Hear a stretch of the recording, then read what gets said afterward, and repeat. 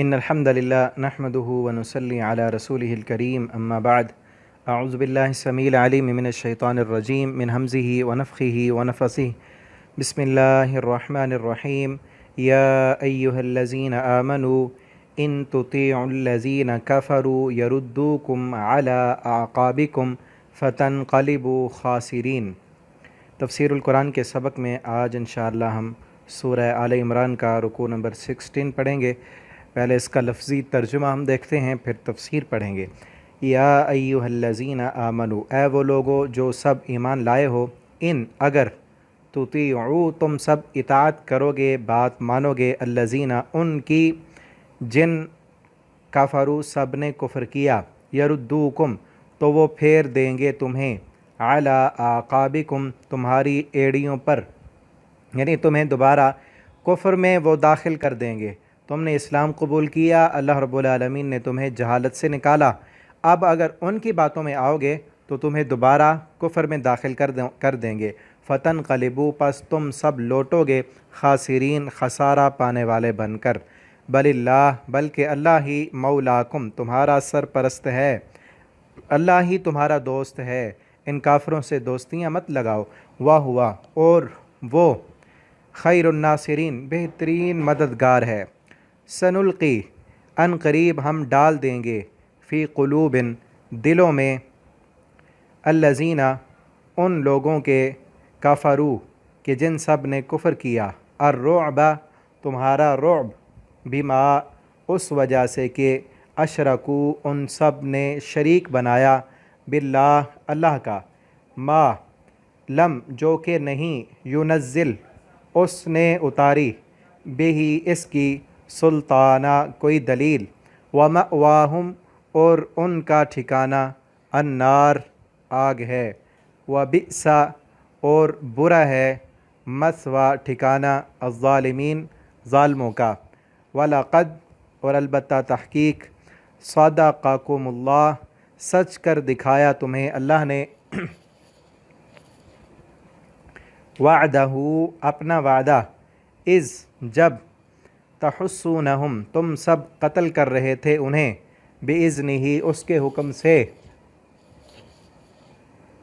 حتیٰ یہاں تک کہ، اذا جب، فشلتم تم سب نے ہمت ہاری، وتنازعتم اور تم باہم جھگڑنے لگے، فی الامر پیغمبر کے حکم میں، وعصیتم اور تم نے نافرمانی کی، من بعد اس کے بعد کے، ما کہ، اراکم اس نے دکھا دیا تمہیں، ما جو، وہ مال غنیمت جو، اس ما سے مراد وہ مال غنیمت، پہلے واقعہ بتایا نا میں نے آپ کو، مزید ابھی تفسیر میں پڑھتے ہیں کہ مال غنیمت دیکھنے کے بعد صحابہ نے آپس میں اختلاف کیا، تحبون تم سب پسند کرتے تھے، منکم تم میں سے، من کچھ ایسے تھے جو، یرید الدنیا چاہتے تھے دنیا، ومنکم اور تم میں سے، من کچھ ایسے تھے جو، یریدو چاہتے تھے، الآخرہ آخرت،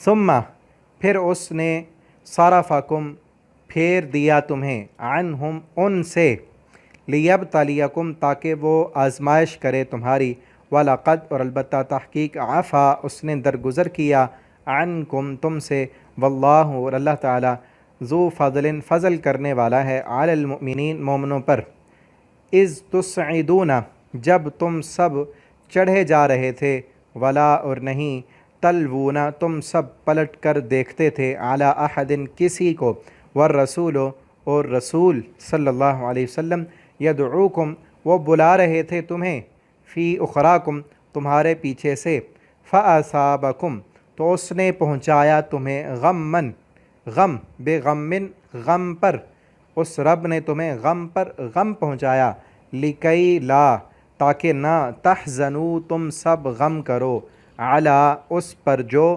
فاتکم تم سے چھن گئی، جو تم سے ختم ہو گئی، ولا ما اور نہ اس مصیبت پر جو، اصابکم تمہیں پہنچی، واللہ خبیر اور اللہ تعالیٰ خوب خبردار ہے، بما اس سے جو، تعملون تم سب عمل کرتے ہو۔ ثم پھر، انزل اس نے نازل فرمائی، علیکم تم پر، मिन बादिल गम्मी, उस गम के बाद, अमनतन तसल्ली, सुकून, इत्मीनान, नुआसन ऊँघ, यगशा जो तारी हुई, ताइफतन एक गिरोह पर, मिनकुम तुम में से, व ताइफतन एक गिरोह वो था कि क़द अहम्मतहुम तहकीक फ़िक्र पड़ी थी उनको, अनफुसहुम अपनी जानों की, यज़ुन्नूना वो सब गुमान रखते थे, बिल्लाह अल्लाह पर, गैरल हक़ की ना हक़, ज़न्नल जाहिलिया जाहिलियत जैसा गुमान, यक़ूलूना वो सब कह रहे थे, हल लना क्या है हमारा, मिनल अम्र इस मामले में, शैयन कुछ इख्तियार, कुल आप कह दीजिए, इन्नल अम्र कुल्लुहु लिल्लाह बेशक वो सब इख्तियार सब काम लिल्लाह अल्लाह के हैं, युख्फूना वो सब छुपाते हैं, फ़ी अनफुसिहिम अपने दिलों में, मा ला युबदूना लक जो वो ज़ाहिर नहीं करते आपके लिए, यक़ूलूना वो कहते हैं, लौ कान लना मिनल अम्र अगर होता हमारे लिए इस मामले में इस जंग में कुछ इख्तियार होता, मा कुतिलना हम ना मारे जाते, हा होना यहाँ, कुल ए मेरे नबी आप इनसे कह दें, लौ कुंतुम फ़ी बुयूतिकुम अगर होते तुम अपने घरों में, ला बरज़ल लज़ीना तो ज़रूर निकल आते, अल्लज़ीना वो लोग के जो कुतिबा लिखा जा चुका था, अलैकुम उन पर, अलक़त्ल क़त्ल होना, इला मज़ाजिहिम अपनी क़त्ल गाहों की तरफ, अगर घरों में भी छुपे होते तो जो अल्लाह की किताब में लिखा हुआ है लोहे महफूज ने कि इन्होंने कत्ल होना है, तो ज़रूर वो लिखा होना इनको खींच कर इनकी कत्ल गाहों की तरफ इन्हें ले आता, वलियब्तली अल्लाह और ताकि अल्लाह ताला परखे आज़माए, माफ़ी सुदूरिहिम जो तुम्हारे सीनों में है, वलियुमहिसा और ताकि वो पाक कर दे साफ़ कर दे, माफ़ी क़ुलूबिकुम जो तुम्हारे सीनों में है, वल्लाहु और अल्लाह ताला अलीमुन खूब जानने वाला है, बिज़ातिस सुदूर सीनों वाली बातों को, इन्नल लज़ीना बेशक वो लोग, तवल्लौ वो लोग जो तवल्लौ पीठ फेर गए, मिनकुम तुमसे, यौमल तक़ल जमआन उस दिन कि जिस दिन दो जमातें आपस में मिलीं, इन्नमा बिलाशुबा इस्तज़ल्लहुमुश शैतान फिसलाना चाहा उनको शैतान ने, बेबाज़ी बाज़ उस वजह से जो बाज़ मा कसबू लग़्ज़िशें की उन सब ने, वलक़द आफ़ा अन्कुम और अलबत्ता तहक़ीक़ माफ़ कर दिया अल्लाह ने, अन्कुम तुमसे तुमको अल्लाह ने माफ़ कर दिया दरगुज़र किया, इन्नल्लाह गफ़ूरुन हलीम बेशक अल्लाह रब्बुल आलमीन माफ़ करने वाले और बड़े हौसले वाले हैं। यहाँ तक ये रुकू कंप्लीट हुआ। अब इसकी हम तफसीर जो है वो पढ़ते हैं।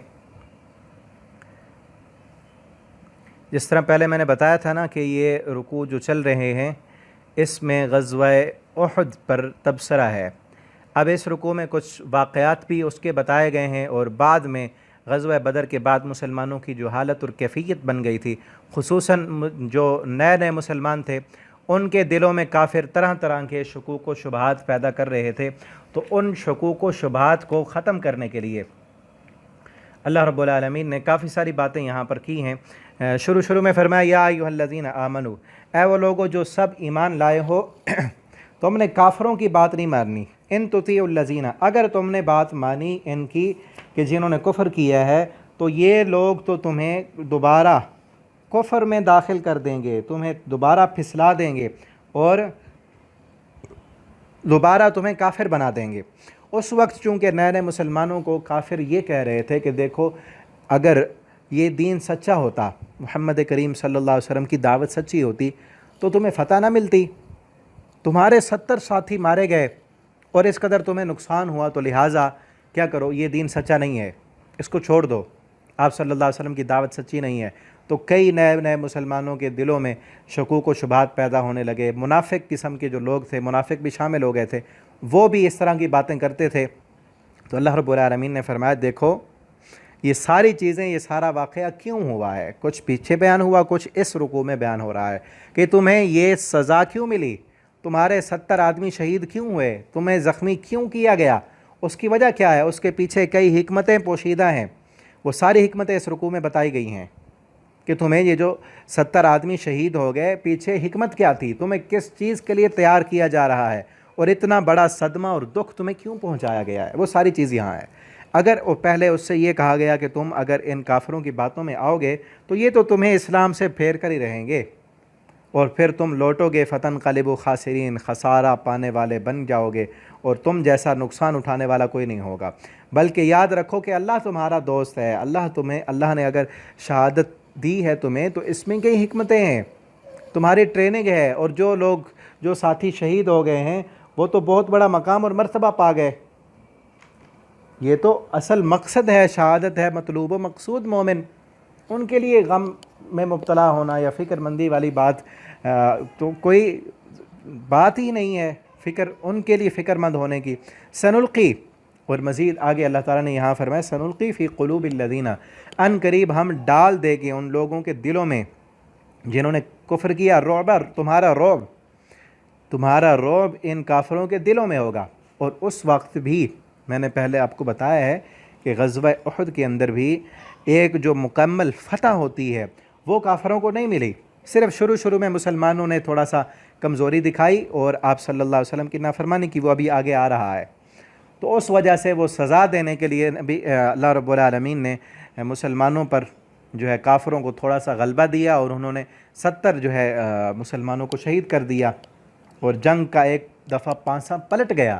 لیکن بعد میں نبی کریم صلی اللہ علیہ وسلم نے جب صحابہ کرام کو بلایا تو سارے صحابہ جب پھر سے آئے اور دوبارہ انہوں نے اپنی ہمت سنبھالی تو پھر کافروں کو بھگا دیا، کافر بھاگ گئے۔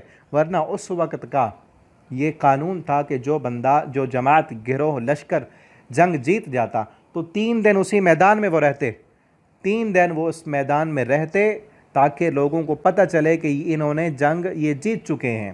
تو وہ 3 دن نہیں رہے، 1 دن بھی وہاں نہیں رہے، بھاگ گئے واپس، ٹھیک ہے نا، تو وہ جیتے نہیں تھے۔ تو اللہ رب العالمین تھوڑا سا مسلمانوں کو جو تکلیف ملی اس پر کہا کہ ان قریب میں ان کافروں کے دلوں میں تمہارا رعب ڈال دوں گا۔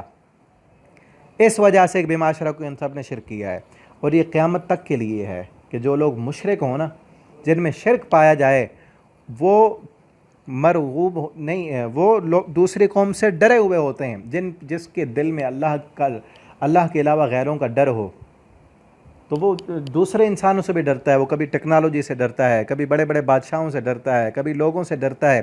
لیکن جس بندے کے دل میں ایک اللہ کا ڈر ہو، اس کے دل میں کبھی کسی انسان کا، کسی بڑے کا، کسی کا ڈر نہیں ہوتا۔ اور آج ہم اگر دیکھیں کہ مسلمان بھی کافر حکومتوں سے مرعوب ہیں، ڈرے ہوئے ہیں۔ وجہ کیا ہے؟ کیونکہ وہی کام شرک والے مسلمان بھی کر رہے ہیں۔ کافروں نے شرک کیا، اللہ تعالیٰ نے فرمایا ان کے شرک کی وجہ سے میں نے تمہارا رعب ان کے دلوں میں ڈال دیا، اور وہ اس وقت تھا جب مسلمان ان کا ایمان مضبوط تھا۔ صحابہ کرام کے دور میں، تابعین کے دور میں آپ تاریخ پڑھ کے دیکھیں کتنی جنگیں ہوئیں، کتنی فتح ہوئیں۔ تھوڑے سے مسلمان ہوتے مٹھی بھر اور کافروں پر فتح پا جاتے، اور کافر ان سے ڈرتے تھے، رعب تھا۔ لیکن جب مسلمانوں کا ایمان کمزور ہوا، دنیا کی طرف راغب ہوئے، شہوت پرستی، دنیا پرستی، مال کی محبت، زندگی سے پیار، یہ چیزیں آئیں، موت سے ڈرنے لگے، اور شرکیہ کئی عقائد، کئی شرکیہ کام مسلمانوں کے اندر آ گئے، تو وہ رعب اب مسلمانوں کا ختم ہو گیا، بلکہ مرعوب ہیں کافروں سے۔ باللہ، اللہ کے ساتھ جو کہ نہیں اس نے نہ اتارا، اس کی کوئی دلیل۔ مأواہم جہنم، ان کافروں کا ٹھکانہ جہنم ہے، وبئس مثوی الظالمین، اور وہ بہت برا ٹھکانہ ہے۔ اور البتہ سچ کر دکھایا اللہ نے اپنا وعدہ۔ اب یہاں سمجھنے کی بات ہے، کافر مسلمانوں سے کہتے تھے کہ دیکھو اللہ کا وعدہ تھا کہ تمہیں فتح دینی ہے، بدر میں تو فتح مل گئی، مسلمانوں نے دیکھ لی، کافروں نے بھی دیکھ لی، اور پھر بھی وعدہ تھا اللہ کا، اللہ نے فتح دینی ہے۔ لیکن غزوہ احد میں تھوڑے سے جو ہے مسلمانوں کو شکست مل گئی، منافق کہنے لگے دیکھو اللہ نے وعدہ پورا نہیں کیا، ٹھیک ہے نا۔ اللہ تعالیٰ نے فرمایا نہیں، منافق جھوٹ کہتے ہیں، یہودی منافق تمہیں کافر جو باتیں کر رہے ہیں اور تمہارے ایمان کو ورغلانے کے لیے، وہ کہتے ہیں کہ اللہ نے وعدہ اپنا سچا نہیں کیا۔ اللہ نے وعدہ سچ کر دکھایا۔ وہ سچ وعدہ کیسے کر دکھایا؟ وعدہ اپنا وعدہ، استحسونہم، جب تم سب قتل کر رہے تھے بإذن اس کے حکم سے، جب تم میدان احد میں کافروں کو قتل کر رہے تھے، شروع میں کیا ہوا؟ میں بتا چکا ہوں نا، شروع میں مسلمانوں نے کافروں کو شکست دے دی، ٹھیک ٹھیک ہے نا. دوبارہ سے میں مختصر بتا دیتا ہوں. غزوہ ہوا, جنگ ہوئی جس طرح ہوتی ہے پورے گھمسان کی. نبی کریم صلی اللہ علیہ وسلم نے 40 بندے درے پر مقرر کیے تھے. ان کو کہا تھا 40 صحابہ جو درے پر مقرر تھے کہ ہمیں فتح ملے یا شکست ملے, درہ تم نے نہیں چھوڑنا. اب جنگ ہوئی, مسلمانوں نے کافروں کو ہرا دیا. وہی ہے نا استحسونم, جب تم قتل کر رہے تھے اللہ کے حکم سے, اللہ کے حکم سے مسلمانوں نے کافروں کو قتل کیا اور کافر میدان چھوڑ کر بھاگ گئے, مال غنیمت چھوڑ کر بھاگ گئے. اور درے پر کافر بھاگے. درے پر جو معمور 40 صحابہ تھے انہوں نے دیکھا کہ مسلمان تو جیت گئے ہیں, اب مال غنیمت صحابہ اکٹھا کر رہے ہیں, ہم بھی جائیں اور مال غنیمت اکٹھا کریں. وہاں پر جو سالار تھے, جو بڑے لیڈر تھے, قائد تھے اس جماعت کے, اس 40 تیر اندازوں کے, انہوں نے کہا کہ نہیں, نبی کریم صلی اللہ علیہ وسلم نے فرمایا تھا چاہے فتح ملے یا شکست ملے درہ نہیں چھوڑنا ہم نے. دوسرے کہنے لگے نہیں نہیں, اب تو جنگ کے موقع پر تھا وہ تو حکم, اب تو جنگ ختم ہو گئی. تو لہٰذا آپس میں انہوں نے اختلاف کیا اور درہ چھوڑ دیا.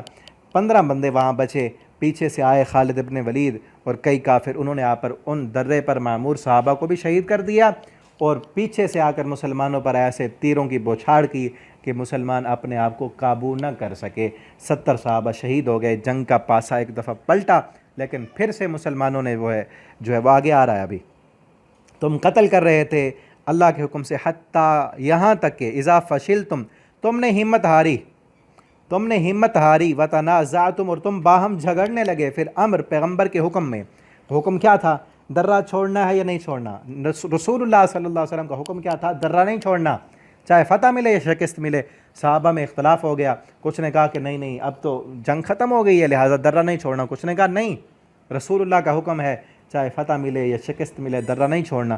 15 نے نہیں چھوڑا, باقیوں نے چھوڑ دیا. ٹھیک ہے.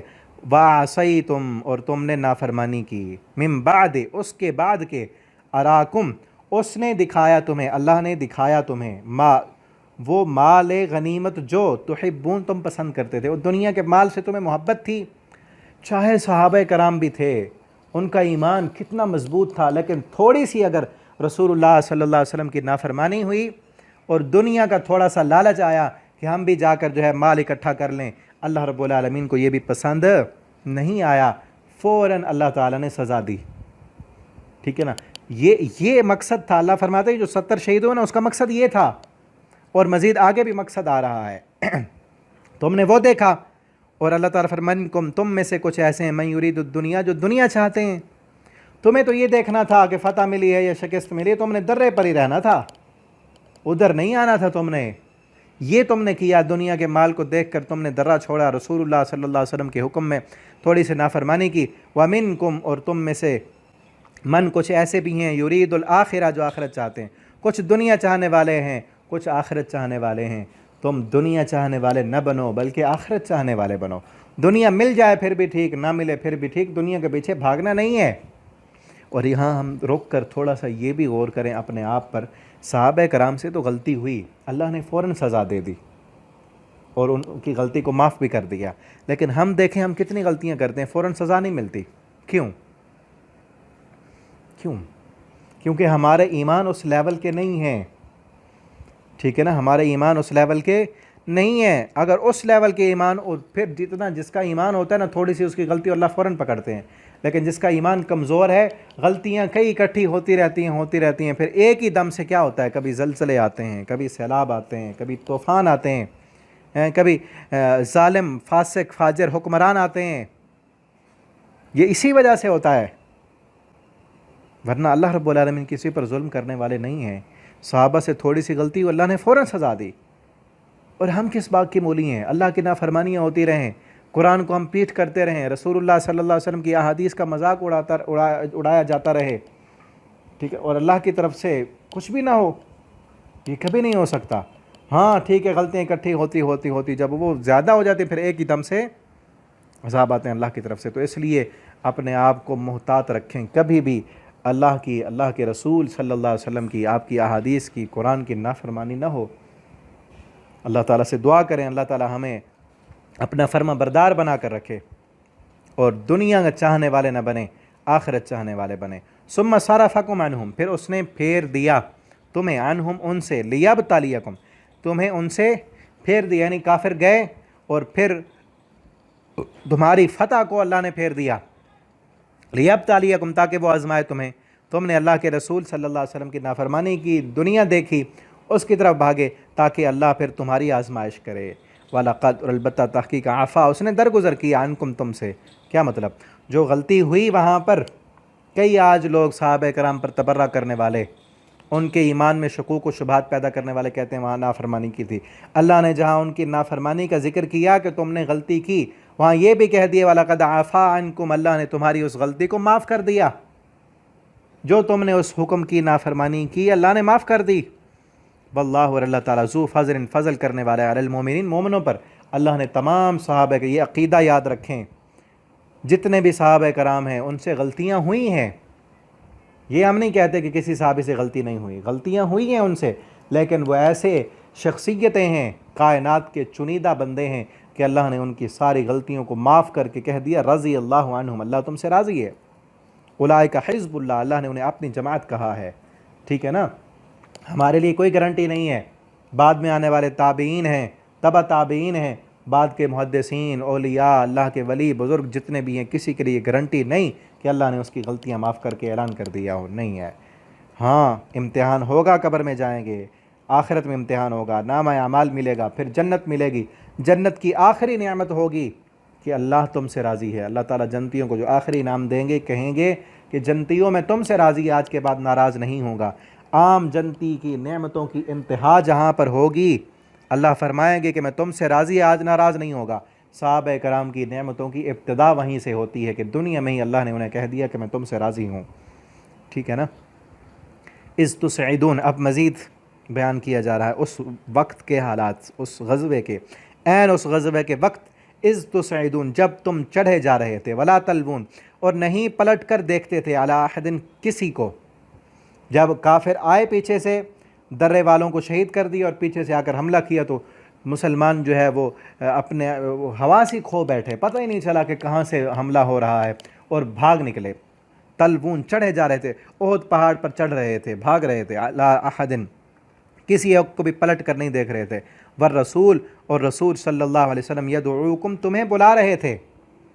رسول اللہ صلی اللہ علیہ وسلم ایک جگہ پر کھڑے ہو کر آواز دے رہے تھے۔ آپ صلی اللہ علیہ وسلم نے فرمایا حیا حیا عباد اللہ، او اللہ کے بندو ادھر آؤ، اللہ کے بندو ادھر آؤ۔ آپ صلی اللہ علیہ وسلم آوازیں دے رہے تھے، پھر جب آپ کی آواز سنی صحابہ نے، پھر آپ کی طرف آئے، پلٹے، اور اور اس وقت میں نے بتایا تھا نا کہ افواہ بھی پھیلا دی تھی کافروں نے کہ نبی صلی اللہ علیہ وسلم کو شہید کر دیا گیا، تو اس وقت مسلمانوں نے کہا کہ اب جنگ کرنے کا کیا فائدہ، لیکن آپ صلی اللہ علیہ وسلم نے جب بلایا، صحابہ کو پتہ چلا کہ آپ صلی اللہ علیہ وسلم یہاں ہیں، سارے صحابہ آئے اور آپ کے گرد ایک دائرہ بنا دیا کہ آپ صلی اللہ علیہ وسلم کو کوئی تیر نہ لگے، کسی قسم دشمن کا کوئی زخم نہ لگے، آپ کو محفوظ کیا ایک جگہ پر۔ پھر سارے صحابہ جو ہے نا دوبارہ سے لڑے، اور اللہ رب العالمین نے پھر ان پر سکون نازل کیا۔ یہ اب اس وقت کا ذکر ہے۔ یدعوکم، تمہیں رسول بلا رہے تھے، فی اخراکم، تمہارے پیچھے سے، فاصابکم، اس نے پہنچایا تمہیں، غمن، غم، بے غمن، غم پر۔ اللہ نے وہ 70 جو شہید کیے، پہلے غم تھا تمہیں کس چیز کا؟ پہلے غم تھا کہ مال غنیمت نہ ختم ہو جائے، اس غم کی وجہ سے تم نے، دنیا کے جانے کے غم کی وجہ سے تم نے رسول اللہ صلی اللہ علیہ وسلم کی نافرمانی کی، اللہ نے تمہیں اس سے بڑا غم پہنچایا۔ غم من بے غم من، غم پر غم دیا، تکلیف پر اور تکلیف دی، کس لیے؟ لکئی لا تحزنوا، تاکہ نہ تم غم کرو۔ ٹھیک ہے نا؟ غم پر غم دیا تاکہ غم نہ کرو۔ بات تھوڑی سمجھے نا، اگر میں کھول کر بیان کرتا ہوں سمجھ آئے گی، بڑی پیاری بات کی اللہ نے۔ غم پر غم اس لیے دیا تاکہ تم غم نہ کرو۔ ہوتا کیا ہے، غم پر غم آئے تو غم بڑھتا ہے، لیکن یہاں اللہ نے کیا کہا ہے؟ غم پر غم دیا تاکہ تم غم نہ کرو۔ کیوں؟ کیونکہ دنیا کا ایک قانون ہے کہ ایک بندے کو تکلیفیں آتی رہیں نا تو وہ عادی بن جاتا ہے۔ کئی شاعروں نے شاعری بھی کی ہے یہاں پر کہ مجھے اتنے غم ملے کہ غم ہی ختم ہو گئے، مجھے اتنے غم ملے کہ تیری جدائی میں، جس طرح شاعروں کا انداز ہوتا ہے، تیری جدائی میں اتنے غم پر غم آئے کہ غم ہی نہ رہے، اب عادت بن گئی ہے۔ ٹھیک ہے نا؟ اس طرح جو بندہ ہوتا رہے نا، گزرتا رہے تکلیفوں سے، پریشانیوں سے، پھر اس کو تکلیف ملے تھوڑی بہت تو وہ تکلیف نہیں رہتی، پریشانی نہیں رہتی۔ ٹھیک ہے نا؟ ایک ڈاکٹر نے بھی تجربہ کیا کہ اس کے پاس 2 مریض بچے لائے گئے، ایک ہی طرح کا ان کا آپریٹ کرنا تھا، ایک ہی طرح کی بیماری تھی۔ ایک بچے کا انہوں نے آپریشن کیا تو وہ بڑا چیخا رویا، تکلیف ہوئی اس کو۔ اسی طرح کا دوسرا بچہ، اس کو بھی وہی تکلیف، اتنا اس کا بھی ٹریٹمنٹ اتنی ہی کی گئی، اس کا بھی آپریٹ ہوا، لیکن وہ تھوڑا بہت معمولی سا وہ رویا، زیادہ اس نے واویلا نہیں کیا۔ پھر جب ڈاکٹر نے ریسرچ کی تو پتہ چلا جو دوسرا بچہ کم رونے والا ہے نا، اس کی ماں سوتیلی ہے، اس کی سوتیلی ماں ہے، اس نے پہلے کئی دکھ دیکھے ہیں، کئی پریشانیاں اس نے جھیلی ہیں، تو یہ تھوڑی سی پریشانی اس کو تھوڑی لگی۔ اور جو دوسرا تھا جو چیخا رویا، اس کی سگی ماں تھی، وہ ناز و نام میں پلا ہوا تھا، اس کو بڑی تکلیفیں لگی۔ ٹھیک ہے، تو اللہ فرماتے ہیں یہ تکلیف اس لیے دی تاکہ آگے آنے والے غم تمہارے لیے آسان ہو جائیں۔ تمہیں تھوڑا سا غم ہو رہا تھا نا کہ دنیا جا رہی ہے، ہم نے تمہیں بڑا غم اس لیے دیا تاکہ تم اس دنیا میں دنیا کے بن کر نہ رہو۔ یہاں نقطہ سمجھنے کی بات ہے، اب آگے بھی یہی چلے گا۔ دنیا میں دنیا کے بن کے نہ رہو۔ تم مال کے جانے سے غمگین ہو رہے تھے، اسلام کا نقطہ تو یہ ہے کہ تم نے اس دنیا میں رہنا ہے اللہ کے کلمے کو اونچا کرنے کے لیے۔ دنیا میں دنیا کے لیے نہیں جینا، دنیا میں دنیا کے مال کے لیے نہیں جینا، دنیا میں اپنی جان کے لیے بھی نہیں جینا۔ یہ جان بھی دے دینی ہے تو اللہ کی ہے، اللہ کے دین کو اونچا کرنے کے لیے، اس اسلام کو جس کو تم نے قبول کیا ہے، اس کو اب دنیا کے کونے کونے تک پہنچانے کے لیے تم نے جینا ہے۔ ٹھیک ہے نا، ہم نے بڑا غم دیا تاکہ تم بھول جاؤ، تمہارے دل یہاں تک اس قدر تیار ہو جائیں کہ تمہیں دنیا کے آنے کی کوئی خوشی نہ ہو اور دنیا کے جانے کا کوئی غم نہ ہو۔ ٹھیک ہے، اس لیے تیار کیا جا رہا ہے تمہیں کہ تمہیں دنیا کے آنے کی کوئی خوشی نہ ہو، دنیا کے جانے کا کوئی غم بھی نہ ہو، اور یہی ہے ایمان کا اعلیٰ درجہ۔ ٹھیک ہے نا، جب فکر انسان کی آخرت بن جائے، اس کو پھر کوئی پرواہ نہیں ہوتی کہ مجھے دنیا میں شہرت مل رہی ہے، دولت مل رہی ہے، نہیں مل رہی، اسے آنے کی خوشی بھی نہیں ہوتی، جانے کا غم بھی نہیں ہوتا، کیونکہ وہ اس دنیا میں نہیں جیتا، وہ آخرت میں جی رہا ہوتا ہے۔ اس نے اپنی آخرت سنوارنی ہے، اس نے اللہ کو راضی کرنا ہے، اللہ کے دین کو اونچا کرنا ہے۔ ٹھیک ہے نا، تو یہاں وہی بات سمجھائی جا رہی ہے، لِكَيْ لَا تَحْزَنُوا عَلَىٰ مَا فَاتَكُمْ، تاکہ تم نہ غم کرو اس پر جو چھین گئی تم سے، جو دنیا تم سے چلی گئی اس پر تمہیں غم نہ ہو، وَلَا مَا أَصَابَكُمْ، جو تمہیں ملی، جو تمہیں پہنچی اس پر خوشی نہ ہو۔ ٹھیک ہے نا، کہ دنیا کے آنے کی خوشی بھی نہ ہو، دنیا کے جانے کا غم بھی نہ ہو۔ آ گئی ہے تو ٹھیک ہے، نہیں ملی تو پھر بھی ٹھیک ہے، کیونکہ مقصد کیا ہے؟ مقصد آخرت ہے، مقصد اللہ کا دین ہے، مقصد اس دنیا میں اللہ کے دین کو اونچا کرنا ہے۔ جب یہ مقصد بن جائے گا تو پھر دنیا کے آنے کی تمہیں خوشی بھی نہیں ہوگی، دنیا کے جانے کا غم بھی تمہیں نہیں ہوگا۔ یہ تھا مقصد۔ واللہ خبیر بما تعملون، اور اللہ تعالیٰ خوب خبردار ہے اس سے جو تم عمل کر رہے ہو۔ مسلمان مومن اس کا تو مقصد یہ ہوتا ہے دنیا میں اللہ کے دین کو اونچا کرنا ہے۔ اسے دنیا مل گئی، آ گئی، وہ اس دنیا کے پیسے کو، مال کو، دولت کو اللہ کے دین پر خرچ کرتا ہے، نہیں ملے تو اسے پرواہ ہی نہیں ہوتی۔ ٹھیک ہے نا، تھوڑے سی صحابہ کرام میں آئی تو اللہ نے تربیت کر دی، اور آخرت تک سب مسلمانوں کے لیے یہی بات ہے۔ ثم انزل علیکم، پھر پاسا پلٹا جب رسول اللہ صلی اللہ علیہ وسلم نے بلایا، آپ کے پاس آئے، پھر دوبارہ سے جب جنگ کرنے کے لیے تیار ہوئے، اللہ تعالیٰ نے اس وقت فرمایا کہ ہم نے نازل فرمائی تم پر، علیکم تم پر، من بعد الغم، اس غم کے بعد، شہادتیں ملنے کے بعد، ٹھیک ہے، کیا امنتاً تسلی دی، نعاساً اونگ طاری کر دی، نقشہ جو طاری تھی ایک گروہ پر تم میں سے۔ پھر صحابہ فرماتے ہیں ہمیں اللہ نے اتنا سکون نازل کر دیا کہ ہمارے سر جھک جاتے تھے نیچے، تلواریں ہمارے ہاتھوں سے گرتی تھیں۔ ٹھیک ہے نا، اس قدر غم دینے کے بعد بھی اللہ تعالیٰ نے وہ غم صرف تربیت کرنے کے لیے دیا، جو شہید ہو گئے وہ اپنے مقام اور منصب تک پہنچ گئے، اور مسلمانوں کی تربیت بھی ہو گئی کہ دنیا میں دنیا کے لیے نہیں جینا، آخرت کے لیے جینا ہے، چاہے مال آئے یا نہ آئے، آئے خوشی نہ ہو، جائے غم نہ ہو، دنیا میں جینا ہے اللہ کے دین کو اونچا کرنے کے لیے۔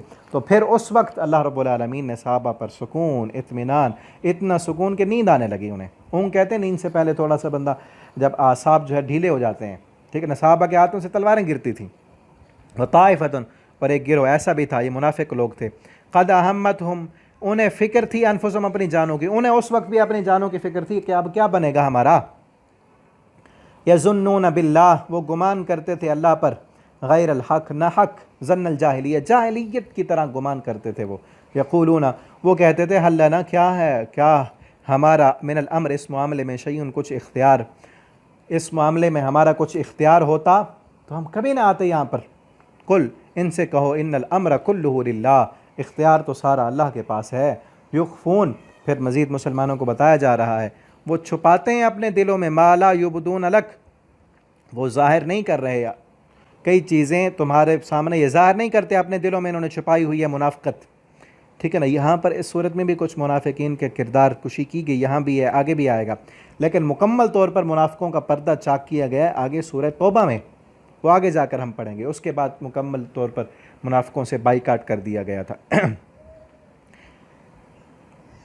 یقولون لو کان لنا من الامر، وہ کہتے ہیں اگر ہوتا ہمارا اختیار من الامر، اس معاملے میں، اس جنگ احد میں اگر ہمارا اختیار ہوتا، ما قتلنا، ہم نہ مارے جاتے یہاں پر، ہاں ہونا یہاں ہم نہ آتے، نہ ہم مرتے یہاں پر، ٹھیک ہے نا۔ کئی ہمارے منافق بھی شامل تھے، ان کے بھی کئی جو ہے رشتہ دار وہ فوت ہوئے وہاں پر، تو وہ کہتے ہم تو پہلے سے کہہ رہے تھے، اتنے بڑی کافروں کی جماعت کے ساتھ لڑنے کے لیے جا رہے، ابھی آگے آئے گا، وہ کہتے تھے لڑنے کے لیے تھوڑی جا رہے ہو، تو مرنے کے لیے جا رہے ہیں۔ اور پھر وہ جنگ کے بعد تبصرے پر بھی وہ کہنے لگے ہمارا اختیار ہوتا تو کبھی نہ مرتے، ہم نے تو روکا تھا نہ جاؤ، ہماری بات انہوں نے نہیں مانی، آئے تو اس لیے مر گئے، ٹھیک ہے نا۔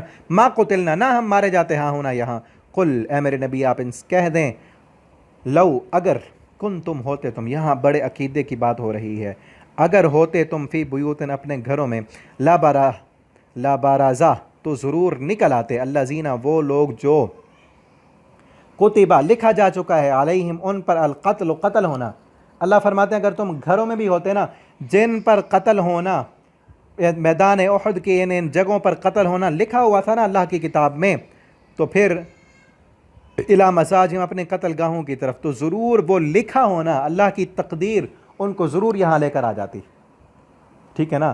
تو یہ ہمارا عقیدہ اور ایمان ہونا چاہیے موت کے متعلق یہ 3-4 باتیں ہمیشہ اپنے ذہن میں رکھیں۔ موت کا وقت مقرر ہے، اس سے ایک لمحہ، ایک سیکنڈ کا 1000واں حصہ بھی پہلے اور پیچھے نہیں ہو سکتا۔ جو وقت میری موت کا، آپ کی موت کا مقرر ہے نا، اسی وقت آنی ہے، اسی لمحے آنی ہے، ٹھیک ہے نا۔ اور دوسری چیز، موت کی کیفیت اور طریقہ اور جگہ وہ بھی مقرر ہے، جس جگہ پر لکھی ہے اسی جگہ آنی ہے۔ اللہ سے یہ ہم دعا کریں کہ اللہ ہماری موت کی حالت اور کیفیت اچھی کر دے، جب ہم مریں یہ کوشش کرنی چاہیے، کوشش کریں، دعائیں کریں اللہ سے، اور پھر یہ بھی یاد رکھیں کہ جیسی زندگی گزاریں گے نا ویسی موت آئے گی۔ قرآن پڑھنے کی عادت ہے تو انشاءاللہ قرآن پڑھتے پڑھاتے موت آئے گی، سجدے کرنے کی عادت ہے تو سجدے میں موت آئے گی، اگر فلمیں، گانے، ڈرامے، فحاشی، عریانی، رب کی نافرمانی، ٹھیک ہے نا، اس میں زندگی گزر رہی ہے تو اسی میں موت آئے گی۔ موت کا وقت بھی مقرر ہے، جگہ بھی مقرر ہے، اور پھر رزق بھی جتنا اللہ نے قسمت میں لکھ دیا ہے نا، جب تک وہ نہیں کھا لیتے اس وقت تک موت نہیں آتی، آخری قطرہ پانی کا جب تک نہیں پی لیتے نا موت نہیں آتی، سب کچھ لکھا جا چکا ہے۔ کوشش یہ کریں کہ موت آئے تو ایمان کی حالت میں آئے، موت آئے تو اس وقت جب اللہ کو ہم نے راضی کر لیا ہو، جب ہم نے اپنے گناہوں کی معافی مانگ لی ہو، جب اللہ ہم سے راضی ہو، موت آئے تو سجدے کی حالت میں قرآن پڑھتے ہوئے، ٹھیک ہے نا۔ یہ نہیں کہنا چاہیے کبھی بھی جس طرح ان منافقوں نے کہا کہ اگر ہمارا اختیار ہوتا تو کبھی اس جنگ میں نہ آتے تو نہ مارے جاتے، ٹھیک ہے نا۔ یہ چیزیں نہیں ہے، اللہ نے لکھا ہے، جہاں موت لکھی ہے کوئی نہ کوئی سبب بن جائے گا۔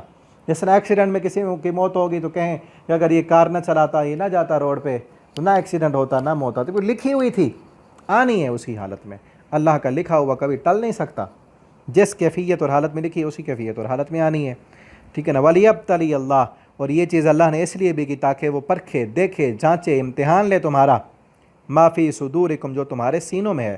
اللہ کو اللہ جانتے ہیں سینوں کے حالات، لیکن پھر بھی امتحان لینے کے لیے کہ یہ بندہ کرتا کیا ہے، کیونکہ دنیا دارالامتحان ہے، اللہ کو پہلے پتہ ہے۔ جس طرح ایک استاد کو پتہ ہوتا ہے نا طالب علم کا، استاد کو یہ بڑی سمجھنے کی بات ہے کہ اللہ تعالیٰ سینے کے راز جانتے ہیں، پھر آزمائش کس لیے ہے۔ جس طرح ایک استاد جس نے سارا سال طالب علم کو پڑھایا ہے، اس کو پتہ ہے کہ اس میں کس کو کتنا آتا ہے، کس کو کتنا آتا ہے، کون امتحان میں پاس ہوگا، کون فیل ہوگا، لیکن اس کے باوجود بھی استاد امتحان لیتا ہے، ٹھیک ہے نا، کس لیے؟ تاکہ پتہ چل جائے۔ اسی طرح اللہ کو بھی پتہ ہے کہ کون پاس ہونا ہے، کس کے دل میں کتنا ایمان ہے، کس کے سینے میں کتنا اللہ کی محبت ہے، کس کے سینے میں دنیا کی محبت ہے، لیکن اس کے باوجود بھی اللہ نے امتحان لیا، جس طرح استاد اپنی کلاس کا امتحان لیتا ہے، ٹھیک ہے نا۔ وَلِيُمَحِّصَ، اور تاکہ وہ پاک صاف کر دے، مَا فِي قُلُوبِكُمْ، جو تمہارے سینوں میں ہے۔ تھوڑا سا سینوں میں تھی نا پیچھے صحابہ کرام میں دنیا کی محبت یا مال کی محبت، اس کی طرف بڑھے، اللہ تعالیٰ فرماتے ہیں اس کو صاف کرنا تھا تاکہ تم اس دنیا میں رہو، دنیا کے بن کے نہ رہو، دنیا کے آنے کی خوشی بھی تمہیں نہ ہو، دنیا کے جانے کا غم بھی تمہیں نہ ہو، تم آخرت کا غم ہو تمہیں، تمہارے دل میں غم یہ ہو کہ اللہ کے بندے اللہ کی جہنم سے بچ جائیں، اللہ کے دین کو، اللہ کے کلمے کو دنیا میں غالب کرنے کا غم تمہارے دل میں ہو، یہ غم رکھنا ہے۔ اور پھر صحابہ کرام نے ساری زندگی گزاری بھی اسی لیے، یہ تربیت تھی شروع میں، ٹھیک ہے نا۔ واللہ علیم حکیم، یہ اللہ نے پاک اور صاف کرنے تھے تمہارے دل۔ واللہ علیم بذات الصدور، اللہ خوب سینوں کی باتوں کو جاننے والا ہے۔ جس طرح ابھی بتایا نا میں نے، اللہ جانتے ہیں لیکن اس کے باوجود بھی امتحان لیا۔ ان الذین تولوا منکم، بے شک وہ لوگ جو پیٹھ پھیر گئے، منافق 300 کے قریب تھے تقریباً، وہ غزوہ احد میں شامل ہی نہیں ہوئے، پہلے بھاگ گئے، ٹھیک ہے نا۔ ببعض ما کسبوا، بعض، ہاں وہ بھی بھاگ گئے تھے لیکن یہ جو آیت ہے نا یہ ان کے بارے میں نہیں، وہ پہلے بھاگ گئے تھے۔ یہ ہیں وہ لوگ تولوا جنہوں پھر گئے، جو درے پر معمور تھے نا صحابہ، ابھی میں نے بتایا پہلے آپ کو، درے پر تھے، 15 رہے وہاں، 35 جو تھے وہ مڑ آئے، انہوں نے دنیا کا مال غنیمت دیکھا اور واپس آ گئے، تو ان کے بارے میں ہے۔ جس دن آپس میں جماعتیں ٹکراری، انما استزلهم الشیطان، بے شک ان کو شیطان نے پھسلایا، ببعض، اس وجہ سے جو بعض ما کسبوا، انہوں نے لغزشیں کی، انہوں نے پہلے بھی کوئی خطائیں اور لغزشیں کی تھیں، اس وجہ سے شیطان نے یہاں پر بھی ان کو پھسلا لیا۔ یہاں پر ایک اور نقطے کی بات سمجھنے کی ہے، اللہ تعالیٰ فرماتے ہیں کہ انہوں نے یہاں پر اللہ کے رسول صلی اللہ علیہ وسلم کی نافرمانی کی، سبب کیا تھا؟ شیطان نے ان کو پھسلایا، اس پھسلانے کا سبب تھا کہ پہلے بھی انہوں نے تھوڑی تھوڑی لغزشیں کی ہوئی تھیں، ٹھیک ہے نا۔ تو ایک گناہ جو ہوتا ہے وہ دوسرے گناہ پر، دوسرے گناہ کا راستہ ہموار کرتا ہے، یہ بات سمجھنے کی ہے، یہی نقطہ ہے۔ ایک گناہ اگر ہو جائے تو وہ گناہ دوسرے گناہ کے لیے راستہ ہموار کرتا ہے۔ ایک دفعہ جھوٹ بولا نا، ایک دفعہ دھوکہ دیا، ایک دفعہ بددیانتی کی، دوسری دفعہ کرنا پھر آسان ہو جاتا ہے تھوڑا سا، تیسری مرتبہ پھر کرنا آسان ہو جائے گا، ٹھیک ہے نا۔ شراب پی کسی نے، ایک مرتبہ تھوڑا سا ہوتا ہے، پتہ نہیں کیا ہوگا، دوسری مرتبہ کچھ آسان، تیسری مرتبہ پھر آسان۔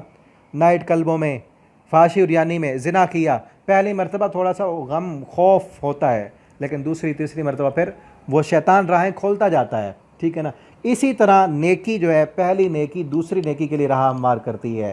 آپ نے تہجد پڑھی نا ایک دن، اگلے دن پھر اٹھنا مزید آسان ہوتا ہے، ایک ہفتہ پڑھ لی پھر اب اور آسان ہو گیا۔ تو انہوں نے تھوڑی سی، اللہ فرماتے ہیں، لغزشیں پہلے بھی تھیں، کی ہوئی تھیں، تو وہ چھوٹی چھوٹی لغزشیں انہوں نے راستہ ہموار کیا، شیطان نے پھسلا دیا، ٹھیک ہے نا۔ تو پھر ہمیں کیا چاہیے، یہاں سے سبق کیا ملتا ہے؟ چھوٹے چھوٹے گناہوں سے بھی بچتے رہنا چاہیے، ٹھیک ہے نا۔ شیطان کیا کرتا ہے؟ بس تھوڑی سی تو بات ہے، کیا کر لیں، بس اتنا سا تو کر رہا ہوں، اس کے بعد نہیں کروں گا۔ وہ تھوڑا تھوڑا گناہ کرتے کرتے بڑے گناہ بن جاتے ہیں، پھر وہ چھوٹے گناہ جو ہیں بڑے گناہوں کے لیے راستہ ہموار کر دیتے ہیں۔ تو اسی لیے نافرمانی چاہے چھوٹی سی بھی ہو، یہ دیکھیں کہ ہو کس کی رہی ہے، کتنی بڑی ذات کی نافرمانی ہو رہی ہے، ٹھیک ہے نا۔ وَلَقَدْ عَفَا اللَّهُ عَنْهُمْ، اور اللہ نے معاف کر دیا، درگزر کیا ان کو، کہ ان شیطان نے پھسلایا ان کو، لیکن اللہ نے دوبارہ آ گیا، پیچھے بھی تھا یہاں دوبارہ بھی آ گیا، اللہ نے ان کو معاف کر دیا۔ ان اللہ غفور حلیم، بے شک اللہ تعالیٰ معاف کرنے والے اور بہت نہایت بردبار اور حوصلے والے ہیں۔ تو یہاں تک رکوع ہمارا کمپلیٹ ہوا، اس میں جو سبق ہمیں ملتا ہے اس پر ضرور توجہ کریں اور عمل کرنے کی کوشش کریں، اور یاد رکھیں شروع والی پہلی آیت جو ہے، اگر کافروں کی بات مانیں گے ہمیں دوبارہ لوٹا دیں گے۔ آج بھی قرآن پڑھنے والوں کو، دین کی طرف آنے والوں کو، نماز پڑھنے والوں کو، کئی منافق قسم کے لوگ، بے دین لوگ کہتے ہیں دیکھو تم دین کی طرف آ رہے ہو نا تو تکلیفیں مل رہی ہیں۔ جب قرآن نہیں پڑھتے تھے، یہ خصوصاً آپ کے لیے جو قرآن پڑھ رہے ہیں، آپ کے لیے یہ بات، ٹھیک ہے نا۔ قرآن پڑھنے کے لیے لوگ کیا کہیں گے؟ قرآن جب نہیں پڑھتے تھے آپ تو کتنے سکون سے تھے، آسانیاں تھیں، کوئی پریشانی نہیں تھی۔ یا نماز پڑھنے والوں کو کہتے ہیں نماز نہیں پڑھتے تھے تو آسانی تھی، نمازیں پڑھنے لگے ہو تمہیں لوگوں نے کہا کہ سکون ملے گا، اطمینان ملے گا، دیکھو بیماری بھی آ گئی، پریشانی بھی آ گئی، مصیبت بھی آ گئی۔ تو ان کو دیکھ کر چھوڑنا نہیں، جس طرح غزوہ احد میں مسلمانوں کو شکست ملی، 70 شہید ہوئے، تو کافروں منافقوں نے کیا کہا؟ دیکھو اسلام قبول کیا، کتنی تکلیفیں مل رہی ہیں تمہیں۔ تو تکلیفیں آتی ہیں اللہ کی طرف سے، آزمائش، اللہ آزمانا چاہتے ہیں، ایمان کو مزید مضبوط کرنا چاہتے ہیں، ٹھیک ہے نا۔ آج ہمیں بھی اگر قرآن پڑھتے ہوئے، دین کی طرف آتے ہوئے، اسلام کو قبول کیا، دین کی طرف آئے، تکلیفیں آئیں، مصیبتیں آئیں، پریشانیاں آئیں، لوگوں کی باتوں کو سن کر چھوڑنا نہیں اس کام کو، ٹھیک ہے نا۔ اس واقعے کو یاد رکھنا، یہ سبق، سب سے بڑا سبق ہمیں یہی ہے، واقعے کو یاد رکھنا۔ اسلام قبول کیا، اللہ نے تکلیفیں دیں، آزمائشیں آئیں، ٹھیک ہے نا۔ تو اللہ ہر کسی کو آزماتے ہیں، تکلیفیں آئیں، مصیبتیں آئیں، پریشانیاں آئیں، مزید قرآن کے قریب ہونا ہے، مزید نمازوں میں جو ہے خشوع اور خضوع پیدا کرنا ہے، نوافل پڑھنے، اللہ کے قریب ہونا ہے، ٹھیک ہے، تاکہ ہمارا ایمان مضبوط ہو۔ اللہ تعالیٰ سے دعا ہے اللہ ہمیں قرآن کو پڑھنے، سمجھنے، اس کے مطابق زندگی بسر کرنے والا بنا دیں۔ والسلام علیکم ورحمۃ اللہ وبرکاتہ۔